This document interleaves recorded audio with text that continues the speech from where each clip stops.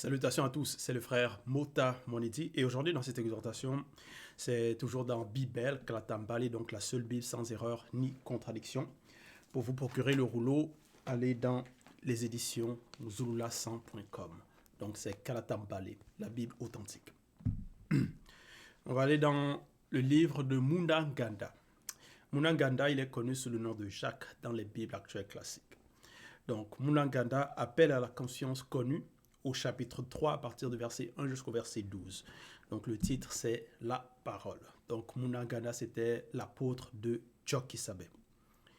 Au verset 1 il dit ceci. Ne soyez pas nombreux à vouloir devenir des enseignants.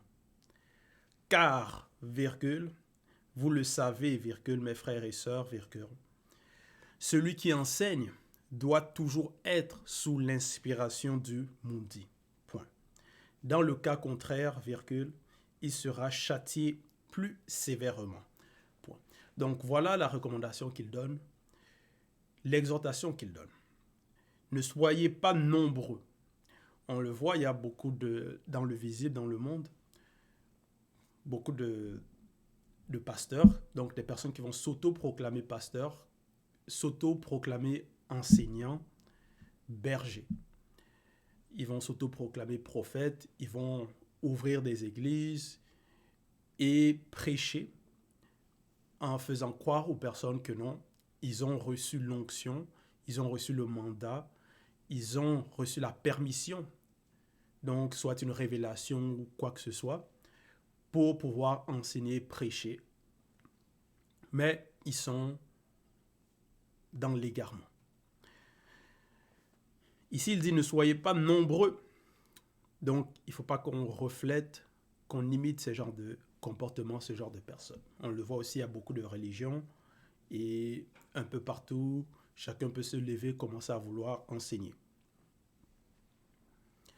Mais ici, il dit, vous le savez, virgule, mes frères et sœurs, celui qui enseigne doit toujours être sous l'inspiration du Mundi. Donc, c'est par rapport à l'esprit avec un E majuscule, le Mundi. Donc, c'est la personne qui... Parce qu'on sait qu'à notre époque, il n'y a qu'un seul enseignant, notre Mouledi. Et donc, celui qui enseigne doit toujours être sous l'inspiration du Mundi. Dans le cas contraire, virgule, donc si ce n'est pas le cas, il s'autoproclame, il vient parler par rapport à ses idées, sa propre volonté, ses sensations, il sera châtié plus sévèrement.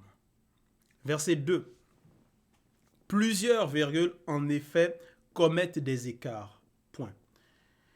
Parce que, oui, dans les fausses religions, les personnes, ils vont s'autoproclamer, mais on sait qu'eux, ils sont dans le mensonge. Mais maintenant, nous qui sommes dans la vérité, parce que le message ici, c'est par rapport à ceux qui écoutent, ceux qui sont sur la marche, ceux qui ont reçu l'appel. Il dit plusieurs, virgules, en effet, commettent des écarts. Point. Parce qu'il y en a qui s'autoproclament, même par rapport à dans la vérité. C'est-à-dire, il a écouté, peut-être il a reçu les rouleaux, il a lu, et il va s'autoproclamer. Il va dire que non, avec ce que j'ai reçu, maintenant, je suis habilité, j'ai reçu le mandat par rapport à ces sensations, je suis disposé à enseigner aussi. En cela, ils vont commettre des écarts dans leurs enseignements. Plusieurs, en effet, commettent des écarts. Point. Si quelqu'un ne commet pas d'écart quand il parle, virgule, c'est un homme parfait, virgule, capable de maîtriser son corps tout entier. Point. Il y en a, ils vont commettre des écarts. Des écarts, ça peut être c'est l'antiphrase, l'antivérité, le mensonge, ou par rapport à expliquer, essayer d'expliquer des versets, ou ils vont vouloir donner des révélations, mais ça ne va pas être conforme à la vérité.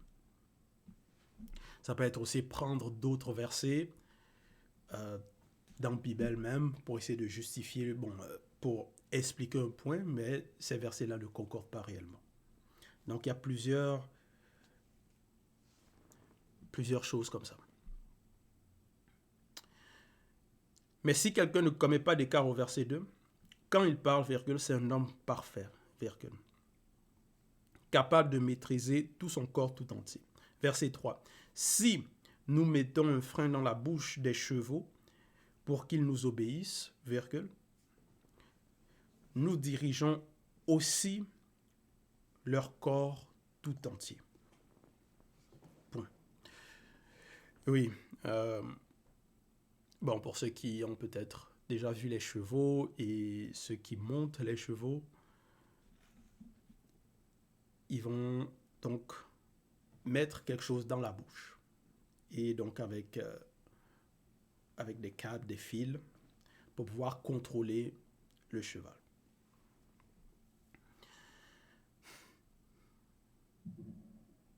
Si nous mettons un frein dans la bouche des chevaux pour qu'ils nous obéissent, virgule, nous dirigeons aussi leur corps tout entier. Point. 4. Voici, virgule, même les navires qui sont si grands et que poussent des vents impétueux, virgule, sont dirigés par un très petit gouvernail, virgule, au gré du pilote. Point. Verset 5. Il en va de même pour la parole qui sort de l'homme. 2 points.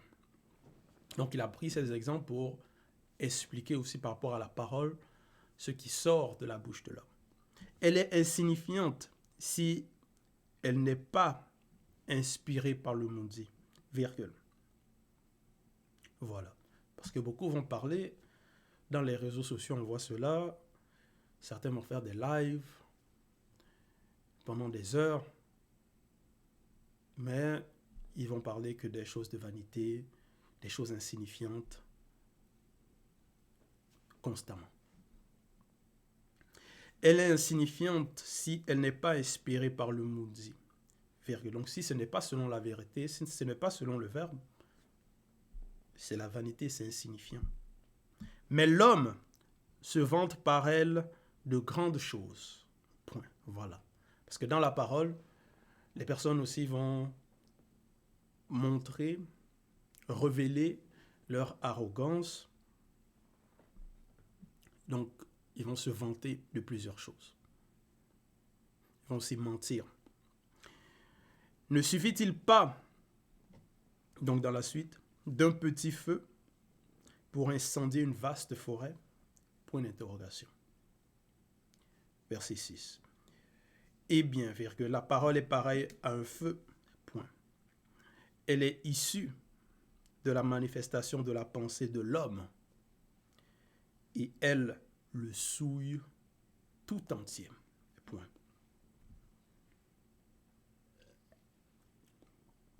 L'âme, par la parole, met le tourment dans toute votre vie. Virgule, de la naissance jusqu'à la mort. Ce tourment vient du lieu de tourment de votre pensée issue de votre âme. Point. Oui. Parce que quand on parle, certaines personnes peut-être qui parlent beaucoup, tu peux parler et révéler des choses que peut-être tu n'avais même pas envie de dire. Ou tu peux parler, dire des choses, tu vas regretter par la suite. Non, j'aurais pas dû dire cela, j'aurais pas dû dire ceci, parce que peut-être tu l'as dit dans l'empressement. Donc tu n'as pas réellement médité, tu n'as pas réellement considéré, pesé tes propos avant de les prononcer. Il y en a aussi parfois par rapport à la réponse dans le dialogue.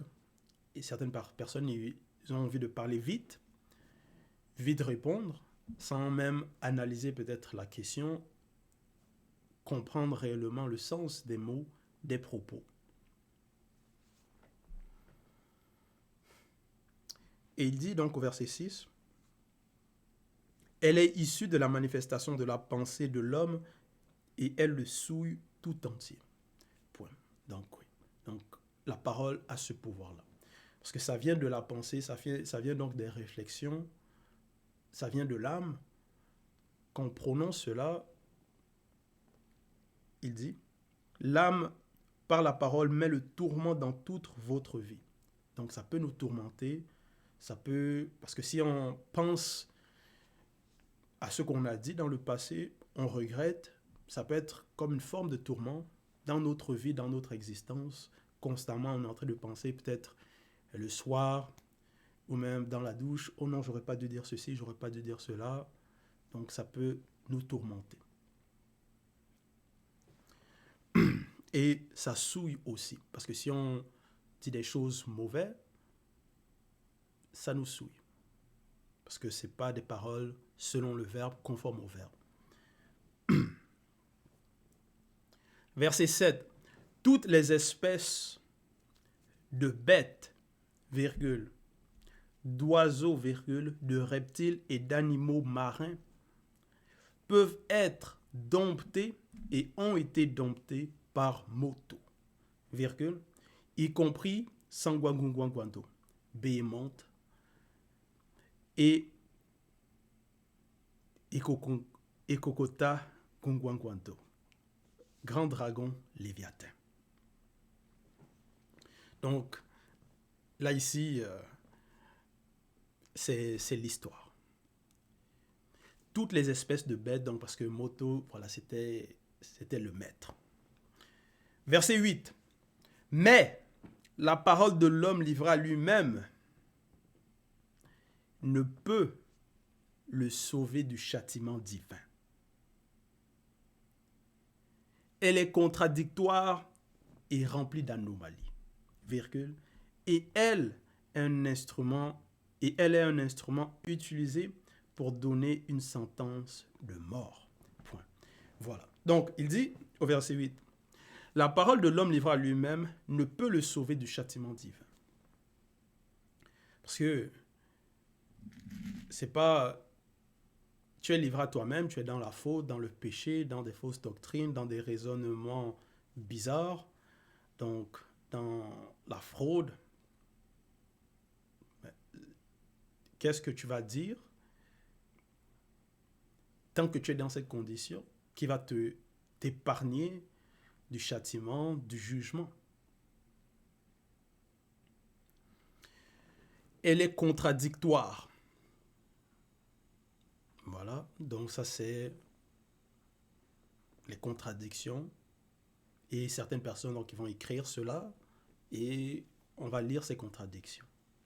C'est ça qu'on voit dans les Bibles actuelles. Et les personnes donc vont répéter cela, donc ça va être des discours. Certaines personnes vont se penser tellement intelligentes, mais dans leurs propos, c'est la contradiction, c'est le manque de sagesse, manque d'intelligence. Et rempli d'anomalies, virgule. Donc ça, c'est les antiphrases. Et elle est un instrument utilisé pour donner une sentence de mort. Point. Parce qu'il y a des personnes, par la parole, peuvent condamner certaines personnes, comme les juges corrompus, ainsi de suite. Les rois selon le visible, qui peuvent donc donner des sentences de mort à exécuter. Verset 9. Par elle, vous l'utilisez pour louer l'Oba, virgule. Donc là maintenant c'est vous, c'est par rapport à une autre catégorie de personnes qui doivent marcher selon le verbe. Donc qui ne doivent pas se comporter, utiliser la parole comme l'homme livre à lui-même. Par elle, vous l'utilisez pour louer l'Oba, virgule. Parce que la louange, donc c'est par la parole aussi. Et par elle, vous maudisez les hommes. Point. Donc, il y a des personnes ainsi qui donc vont louer l'Oba, vont prier, vont à un moment donné utiliser la parole pour louer l'Oba, pour rendre gloire à l'Oba. Et à d'autres moments, vont utiliser donc la parole aussi, mais pour maudire, donc pour des choses contre le verbe. Maudire les hommes. Verset 10. Parce qu'on sait que pourquoi maudire les personnes, maudire les hommes, ce n'est pas à nous de faire cela, d'utiliser ce genre de propos. Verset 10. De la même bouche sortent la bénédiction et la malédiction selon le visible. Point.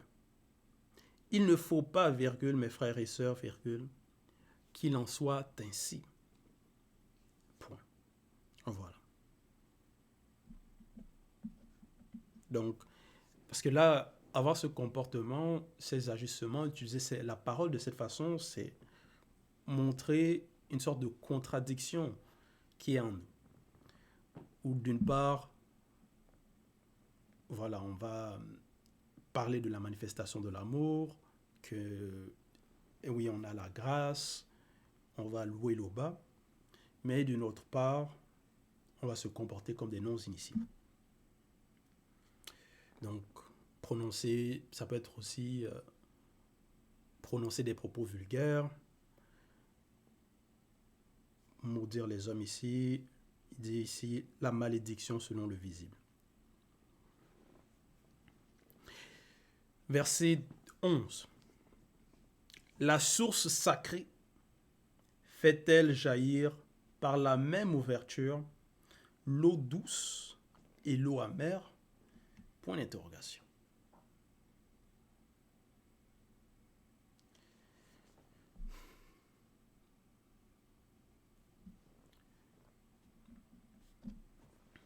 Donc,